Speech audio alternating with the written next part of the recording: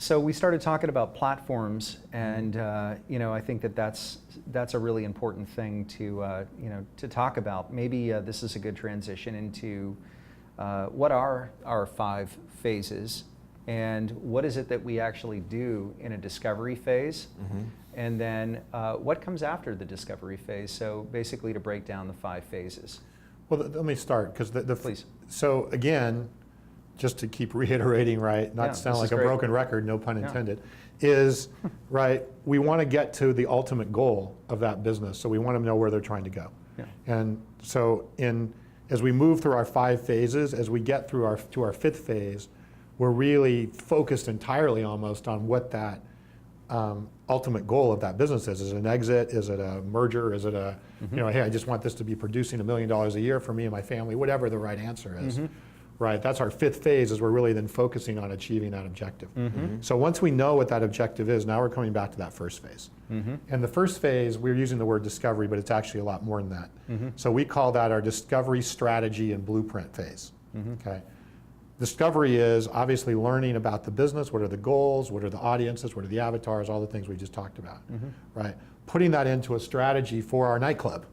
Right. What is our nightclub going to look like? How big does it need to be? What kind of music do we want to start with? Who is the audience? Is it young people? Is it older people? Is it whatever? All those things, right? We're going to work out in defining our nightclub. We're going to start to look at what is the content that we need to start putting together in what we're doing there and how we're going to get those things. Obviously, we're going to look at how we're going to make money off of the nightclub, right? Are we selling drinks, or are we selling products, or t-shirts and hats, or whatever, right? And how is that going to be monetized? What can we afford to spend? Right? Can I afford to spend $1 million a night for a DJ if my club is only bringing in $100,000 a night? No, probably not. So I have to be able to look at all of those different business things in this strategy, discovery strategy and blueprint phase. And when we're done with that, we now have a roadmap or a blueprint, right, for your nightclub, but really your business, and how that business is going to achieve the goal of what it's going to achieve, right? That's a big deal. And every business is unique too. Yeah, every business is unique. Just like DJs. Of course. It's funny because I remember spinning records back in the day, and I would spin to maybe 1,000 people to 2,000 people depending upon the venue. And they were pretty decent sized clubs, but I remember the payback in the days was about $250 a night. And my cost for records just for that night was probably $50 to $80 plus the time to go find them, because there was no such thing as a digital download. But now, if you look at some of the venues out there, like especially you go to Vegas and you go and check out a DJ like a Avicii or someone like that, those guys are bringing in 250 grand a night to spin probably a 4-hour set.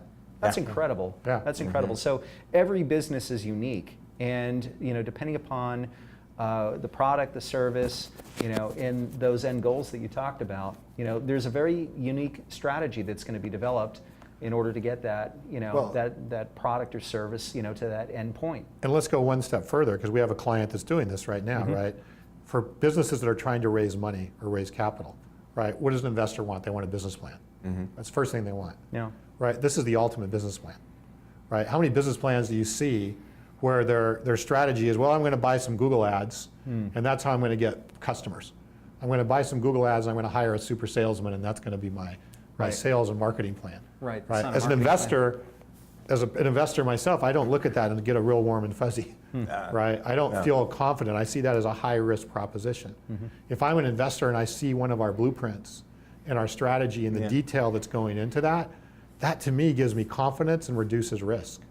Right? Because not only do I know what I'm going to do, but I know all the test points along the way where we're going to be making optimizations and adjustments, right? Which is the more iterative model, because we are going to be testing and we're going to be moving through all of those things there.